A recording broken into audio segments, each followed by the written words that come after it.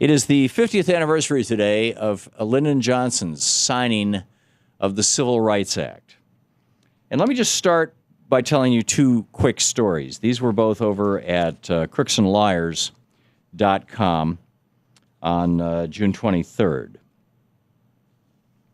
The first is the story of a fellow by the name of Marvin Lewis Guy.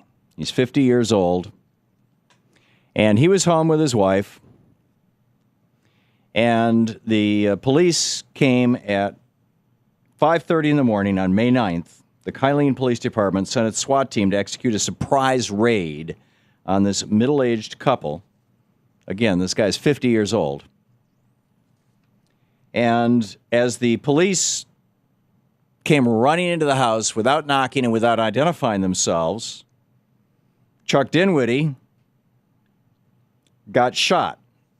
Mr. Marvin Lewis Guy pulled out his legal gun and shot three officers, two in the arm, one in the thigh, and one of the officers who was shot, Chuck Dinwiddie, died 2 days after being shot. They found no drugs. Okay? They found no drugs. This guy was not, there was no crime going on. Police execute a no-knock. The guy thinks he's being attacked by somebody other than the police. He shoots, he kills a cop. They found no drugs. Set that story aside for a moment. Here's another story. On the same day, over at crooksandliars.com. Actually, this one is from the libertarianrepublic.com. That was from Crooks and Liars. This is the Libertarian Republic. The story says, last December, Henry Godric McGee was sleeping peacefully with his pregnant girlfriend when authorities entered his home on a no-knock raid around 6 a.m. With no warning or search warrant, police swarmed McGee's home searching for marijuana. McGee believed the police were thieves, reached for his gun, which he legally owned. He opened fire and shot Sergeant Adam Souders, who died at the scene. This raid turned up marijuana plants and seedlings. Two guys, both of them in Texas, both of them get their houses broken into at 5:30 or 6 o'clock in the morning on no-knock raids by police SWAT teams. Both of them shoot and kill a police officer, thinking that they're being attacked by thieves. One of them, they found pot. The other one, they found no evidence of a crime. Now, here's where it gets really interesting.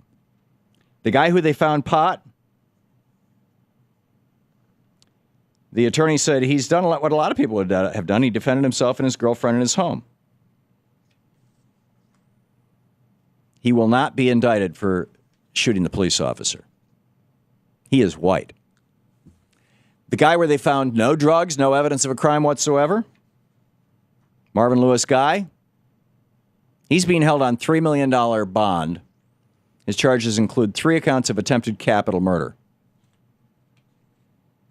No drugs were found. He's a black guy. Okay? 2 identical raids in Texas. One where they actually find criminal activity. Both guys shoot a cop. The white guy gets off. The black guy, $3 million bail. I give you, on July 2nd, 1964, Lyndon Baines Johnson. Yeah, clip 1. My fellow Americans, I am about to sign into law the Civil Rights Act of 1964. I want to take this occasion to talk to you about what that law means to every American. 188 years ago this week, a small band of valiant men began a long struggle for freedom. They pledged their lives, their fortunes, and their sacred honor, not only to found a nation, but to forge an ideal of freedom, not only for political independence, but for personal liberty, not only to eliminate foreign rule, but to establish the rule of justice in the affairs of men. So here we are 2.5 generations later, 50 years later, to the day. Two guys get raided. Both shoot a cop. One is actually committing the crime of possessing marijuana. The other is committing no crime whatsoever. The guy who commits no crime whatsoever goes to jail because he's black. The white guy gets off.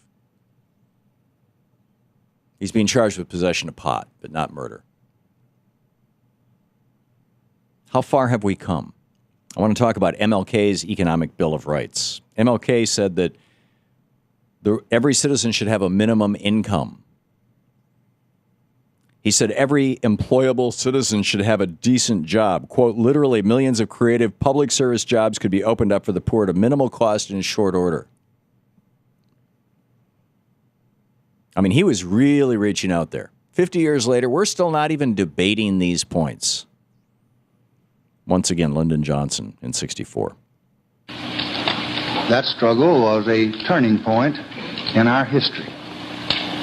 Today, in far corners of distant continents, the ideals of those American patriots still shape the struggles of men who hunger for freedom.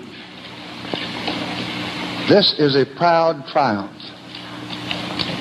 Yet those who founded our country knew that freedom would be secure only if each generation fought to renew and enlarge its meaning. And in fact, if you go back to Franklin Roosevelt's 1936 acceptance speech in Philadelphia, as nominee for the Democratic Party's candidate as president, you will hear what this is the echo of, because in that he talked about foreign nations, and he was talking about the rise of fascism in Europe, foreign their freedom. And so here's LBJ saying the same thing. And in fact, he again echoes FDR, who in that same speech, just a few sentences before FDR in his 1936 speech, said, in foreign nations, people are giving away their freedom. He said, of some generations, much is asked; of other generations, much is given. There's a strange cycle to human events. Of some generations, much is asked; of other generations, much is given. This generation has a rendezvous with destiny. Here is Lyndon Johnson echoing that sentiment.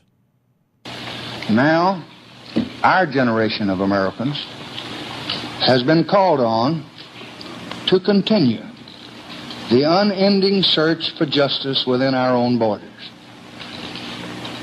We believe that all men are created equal, yet many are denied equal treatment. We believe that all men have certain unalienable rights, yet many Americans do not enjoy those rights. We believe that all men are entitled to the blessings of liberty, yet millions are being deprived of those blessings, not because of their own failures, but because of the color of their skin. So he signed the Civil Rights Act. Today, white individuals are arrested more often for violent crimes than individuals of any other race, accounting for 58.7% of those arrests, 58.7%. However, 1 in every 13 black males ages 30 to 34 was in prison in 2011. Only 1 out of 90 whites. Black males have a 32% chance of serving time in prison at some point in their lives. Whites, 6% chance. How are we doing? We'll be back.